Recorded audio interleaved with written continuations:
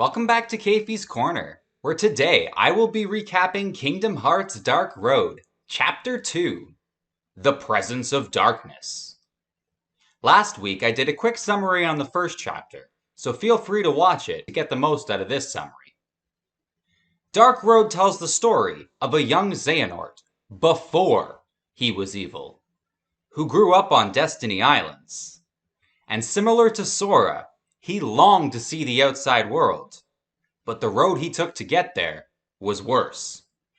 Much darker, one could say. So let's just sit back, relax, and enjoy the continuation of this journey down this dark road. This episode begins with young Xehanort reflecting on his time on the Destiny Islands, as well as how he wound up in Scala. He wonders to himself if it is how you engage, interact, and influence with people and the world around you that shapes one's heart. And continuing on this thought, he understands how just the smallest, simplest things can influence the growth of a heart, whether it be of light or darkness. The heart is a tricky thing after all, as we have learned several times throughout Kingdom Hearts. Eraqus brings him out of his deep thoughts when he states that their three other friends should have met them in Wonderland by now. They appear to be running late. Shortly after this, the Cheshire Cat shows up, giving his normal cryptic messages. But eventually, he blurts out that their friends are under lock and key. Eraqus, Xehanort, and in this case Erd, are obviously concerned with their friends' well-being, but before they can act, they are placed under arrest by several of the Card's soldiers, who accuse them of trespassing and making a ruckus in the Queen's kingdom. Despite Eraqus's protests, the soldiers close in on them, but another one arrives, and he states a trial is about to begin. We must leave the intruders, or they would all lose their heads.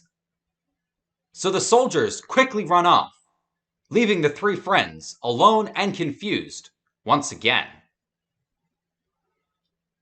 But they quickly figure out that the other three, Hermod, Bregi, and Vor, must have been the ones captured and put on this trial. So they hurry off after the soldiers to try and find their missing friends. Us viewers are then treated to a familiar scene. The Queen of Hearts is hosting a trial, and once again, she's not listening to any reason.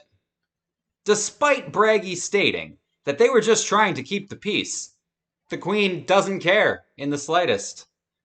Eraqus wants to rush in and fight, but Xehanort stops him, reminding him that they must respect the world's order. So instead of fighting, they object to the Queen's guilty verdict. But the Queen is having none of this. All ways are her ways, she insists, while also stating that her subjects don't fear her, they absolutely adore her, despite their obvious trembling and shaking in the background. All power is her power, she exclaims, and off with their heads. So the Card soldiers form a pyramid and begin to attack. Before the fight, Xehanort notices the darkness behind the Queen of Hearts. Immediately, it summons a Heartless and turns to Eraqus and the rest of the group, knocking back the Card soldiers. A fierce battle ensues between the group and the Heartless. Now is definitely the time for Eraqus to use his Keyblade. After the battle, the group returns back to where the chapter started, away from the Queen of Hearts. Here, they reunite and everyone is pretty happy to see each other. Hermod, Bregi, and Vor explained that they got captured because they weren't willing to fight against the world's order, even if it happened to be a bad order. The Queen's order.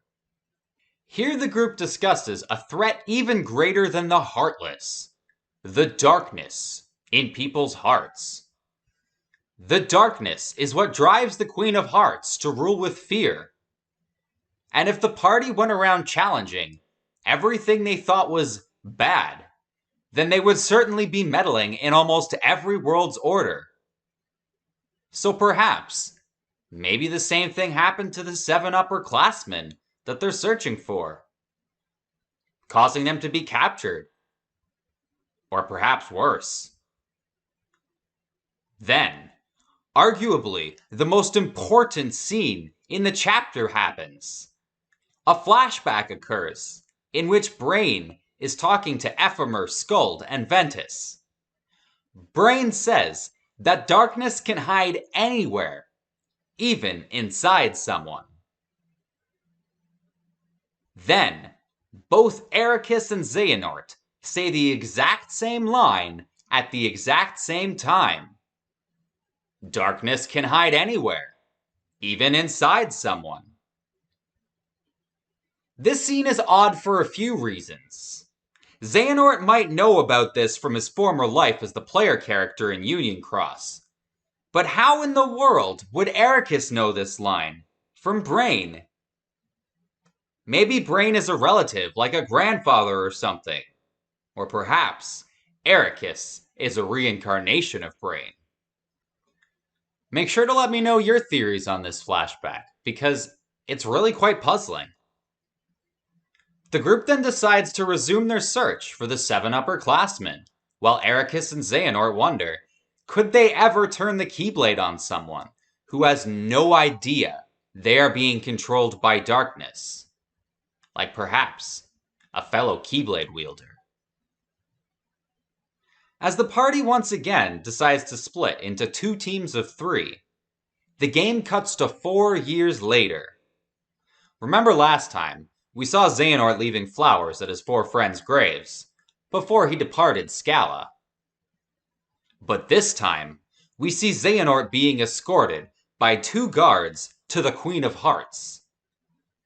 But it is pretty clear he's here of his own will. "You don't remember?" he says, prompting the darkness to reveal itself from behind the Queen.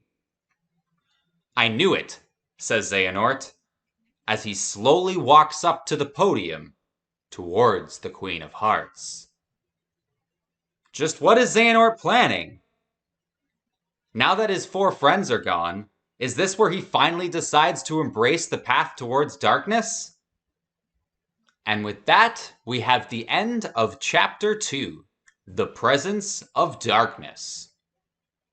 Make sure to leave all your theories on the future, and any questions you have, in the comments section below. And don't forget to hit like and subscribe if you've enjoyed this or any of my other videos. My name is Keifi, wishing you a fantastic day, or evening. May your heart be your guiding key, and happy gaming.